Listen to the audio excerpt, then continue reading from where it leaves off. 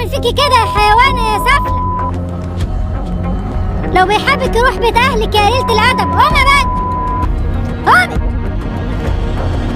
قومي يلا هنا على القبر بيت وانا صورتكم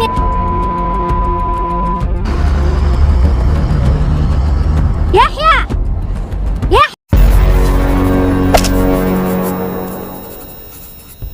وانا قاعد يا ابن خالتي ولا بيا ولا عليا قلب في السوشيال ميديا، لقيت الفيديو اللي انتوا هتشوفوه دلوقتي. ست ب100 راجل عملت حاجه رجاله كتير قوي ممكن يشوفوا حاجه زي ديت في الشارع ويسكتوا عليها. بجد احلى تحيه للست المصريه اللي احنا هنشوفها دلوقتي. مش محتاج اقول لكم ان قبل ما اوريكم الفيديو، اي واحد او واحده اخوها او اختها بيشتغلوا رقاصين على السوشيال ميديا ما يشوفوش الفيديو ده. اي واحد ما بيحبش يسمع كلمه حق ما يشوفش الفيديو ده، لان الموضوع وصل لدرجه مش حلوه خالص، درجه تخوف. بس الحمد لله ان في زي الست اللي انتوا هتشوفوها دلوقتي.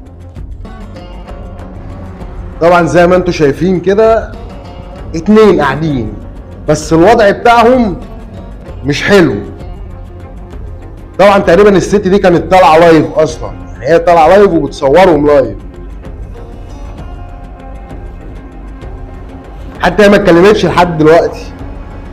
هي الاول بتثبت حاله ان في 2 قاعدين في مكان عام، وزي ما انتم شايفين الواد واخد البت لا مؤاخذه يعني في حضنه. طبعا هي مصورهم من ظهرهم، لو حد مصورهم من قدامهم كنا ممكن نشوف حاجه ما نحبش نشوفها خالص، واحنا كشباب عارفين ايه اللي ممكن يحصل في الاوضاع دي.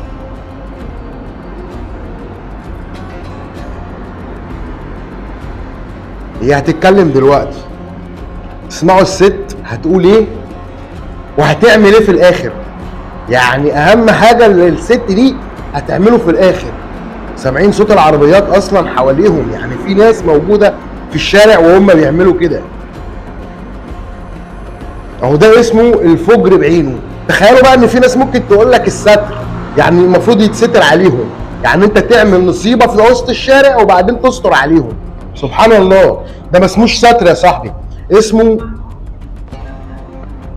الستر ده لما يكون حد يعني هو ستر نفسه وانت وقع في ايدك حاجه بيعملها مش كويسه وتفضحه، ساعتها تقول الستر. لكن حد ولا همه ناس ولا همه دين ولا همه اي حاجه وتقول يتستر عليه، المفروض يتجلد في ميدان عام. حضرتك محترمه والاستاذ ده اهي بدات تتكلم، يعني قمة القذارة. يعني أنا بوجه لها بس رسالة، هو تفتكري إنه بعد ما قعدك كده في الشارع هيتجوزك؟ ولو بيخاف عليكي طبعا الست بتوصف لنا الحالة علشان يوصل لبيت أهلك ويتجوزك. مش محتاج توصف لنا يا ست الكل، هي كل حاجة باينة أصلا. بصوا بيتلفت حواليه ازاي زي الحرام. هو لازم يتلفت حواليه اصلا، يعني ما ينفعش ما يتلفتش حواليه، ده بيعمل مصيبه. وانتي بغبائك متخيله ان ده حب.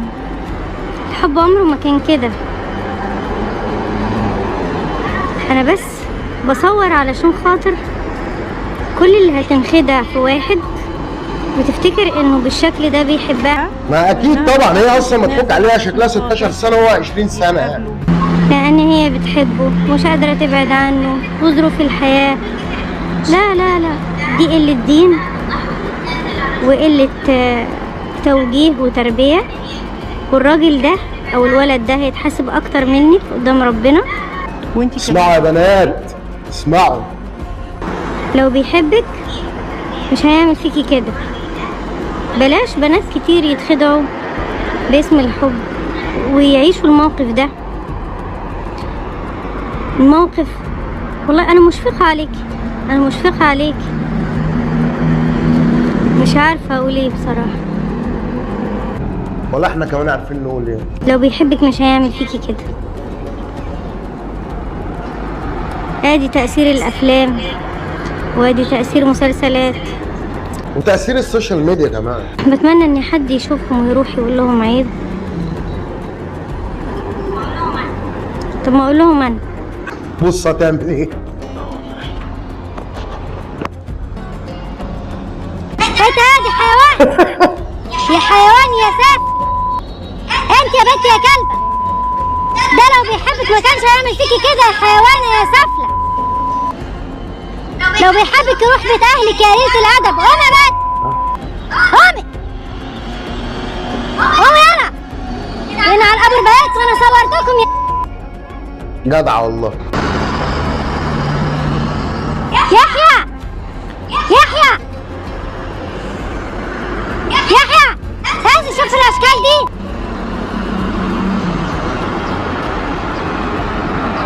خليه يعمل فيكي كده، مش هيتجوزك يا كلبة، مش هيتجوزك. يلا يا زبالة، يلا استخبي يا قليلة الأدب، يا قليلة الرباية، يا قليلة الأهل. لازم تستخبى في طبعا. الشارع، في الشارع يا حيوانة، ترضيها على نفسك ازاي يا كلبة؟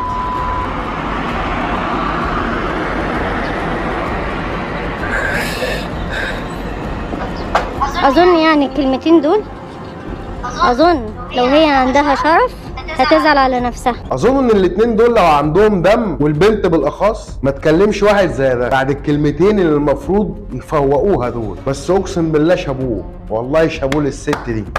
اهو اللي عملتيه دوت ممكن يشجع ناس كتير جدا عندهم نوع من انواع السلبيه، وبيشوفوا المناظر اللي زي دي وبيسكتوا عليها ويقول لك انا مالي. لكن لو في حد يخصهم في الوضع ده مش هيبقى مالهم. وهي نفس الحكايه. الموضوع ده لو اعتدنا عليه وفضلنا نقول احنا مالنا احنا مالنا، هيوصل لعكر دار اي حد. الموضوع مش بعيد على اي حد على فكره. يبقى ايه بقى؟ واجب عليك تشوف حاجه زي ديت، تاخد القرار في وقتها، سواء انك تعمل زي الست ديت او تبلغ عنهم، عشان ما يبقاش اللي شفناه دوت امر طبيعي بعد كده. ما اعتقدش ان في حد هيكون مبسوط لو موضوع زي دوت انتشر ووصل لبيوت كتير، وخصوصا ان اللي احنا شفناهم دول سنهم صغير. عشان تصدقوا لما انا كنت بقول لكم مفيش واحد او واحده يمسك تليفون سمارت فون ابو كاميرا لا مؤاخذه قبل سن ال 18، وقبل سن ال 18 يفضل يتحذر مليار مره من المصايب اللي موجوده فيه، وقبل سن ال 18 يكون تليفون بزراير للاطمئنان عليهم بس.